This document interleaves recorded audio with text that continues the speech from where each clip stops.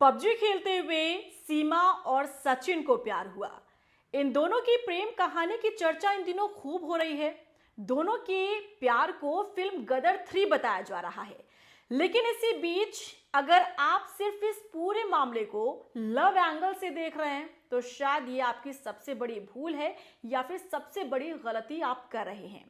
क्योंकि इस पूछताछ में, पुलिस पूछताछ में जो तथ्य सामने आए हैं, जो सच्चाई सामने आई है, उस एंगल से अगर आप इसे देखेंगे तो यकीनन आप इसे दूसरे एंगल से भी देखना शुरू कर देंगे।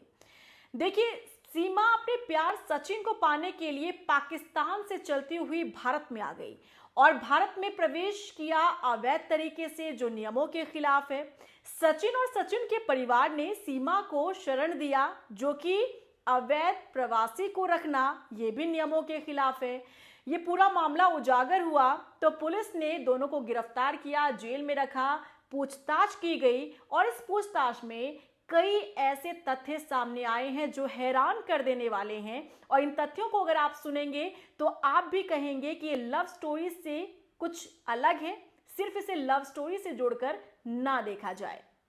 चलिए, सिलसिलेवार तरीके से अब हम आपको बताते हैं कि आखिर क्या कुछ सच्चाई सामने आई है। देखिए, सचिन और सीमा की मुलाकात पबजी गेम खेलते हुए शुरू हुई 2020 में। दोनों कांटेक्ट में आते हैं, व्हाट्सएप नंबर शेयर किया जाता है, बातचीत की जाती है।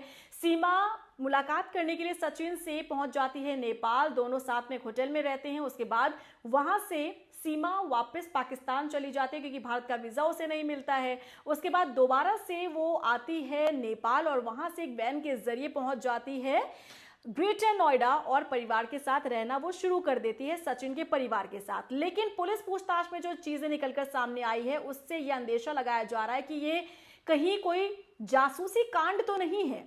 देखिए, जो तथ्य सामने आए हैं, सीमा सचिन के पास से पुलिस ने 3 आधार कार्ड बरामद किए हैं। ये फर्जी बनाए गए थे।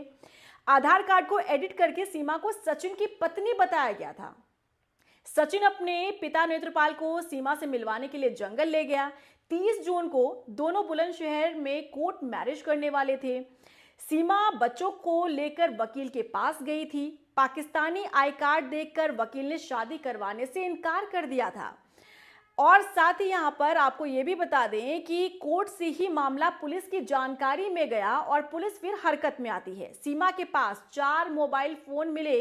इसमें एक मोबाइल फोन जो था वो टूटा हुआ था। एक मोबाइल सचिन के पास भी मिला था जो पूरी तरह से टूटा हुआ था। वहीं एक फोन में पाकिस्तान का सिम भी था और वहीं सीमा अपने साथ 2 वीसीआर कैसेट भी लेकर आई थी। पूछताछ में बताया कि ये कैसेट उसकी शादी और बचपन के हैं।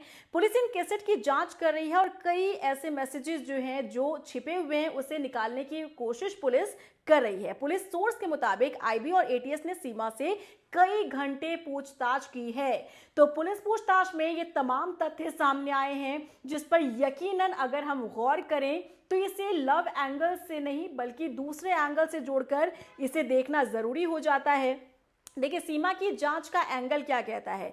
पुलिस अब जांच के लिए नेपाल जाना चाहती है। विदेश मंत्रालय से परमिशन इसके लिए मांगी जाएगी। नेपाल में पुलिस उस होटल में जाएगी जहां पर सचिन और सीमा रहे थे। 7 दिनों तक ये रुके थे।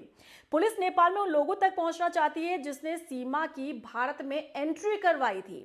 पुलिस को शक है कि सिर्फ सचिन के साथ प्लान करके सीमा भारत तक नहीं पहुंच सकती है, यानी कि इसके पीछे चेन जुड़ी हुई है जिसने मदद की सीमा को भारत तक पहुंचाने के लिए। भारत में जासूसी, सरहदी सूचनाओं से जुड़े शक पर मिलिट्री इंटेलिजेंस यानी एमआई को भी जांच में शामिल किया गया। पाकिस्तान से सीमा फोन लेकर आई लेकिन नेपाल में उसने पाकिस्तानी सिम का इस्तेमाल नहीं किया, नेपाली सिम का उसने यूज किया। वहीं सीमा ने नेपाल से भारत आते समय एसएसबी को चकमा दिया। एसएसबी से कहा कि बच्चे की तबीयत खराब है।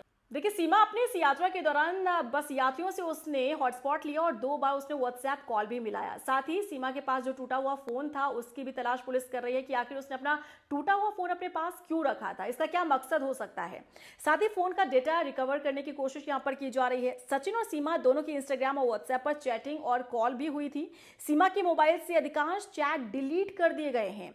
एटीएस, आईबी और एलआईयू ने हिरासत में सीमा और सचिन से 48 घंटे तक की पूछताछ की। उसमें ये तमाम जो तथ्य हैं वो सामने आए हैं और जो कि कई क्लूज ऐसे दे रहे हैं कि आखिर क्या मकसद हो सकता है सीमा का भारत पहुंचना पाकिस्तान से, पहले पाकिस्तान से वो नेपाल पहुंचती है और नेपाल से किस तरीके से भारत में एंटर होती है, ये वाकई में सबको हैरान कर रहा है। इसे सिर्फ एक लव स्टोरी से जोड़कर देखना मुझे लग रहा है कि बेवकूफ़ी होगी, क्योंकि इसमें जो चीज़ें निकलकर सामने आ रही है, कहा जा रहा है कि पांचवी सिर्फ पास है सीमा, लेकिन फर्राटेदार इंग्लिश बोलना, वीज़ा कहाँ से बन रहा है, कहाँ से उसे करेंसी चेंज करवाना है, कहाँ से वो तमाम वो व्यवस्था कर सकती है जिसके ज़रिए भारत पहुंचना होगा, ये तमाम चीज़ें मुझे लगता है कि कोई भी पांचवी पास अगर होगा तो ये करना नामुमकिन सा लगता है। इसीलिए मुझे लगता है इसे इस एंगल से जोड़कर भी देखना चाहिए। इसीलिए जो जांच एजेंसियां इसे इस तरीके से देख रही है, मुझे लगता है कि इस पर आप लोगों को भी अपनी राय रखनी चाहिए कि आपको क्या लग रहा है, क्या वाकई इसे सिर्फ लव एंगल से देखा जाए या फिर मामला कुछ और है। कॉमेंट में बताइएगा।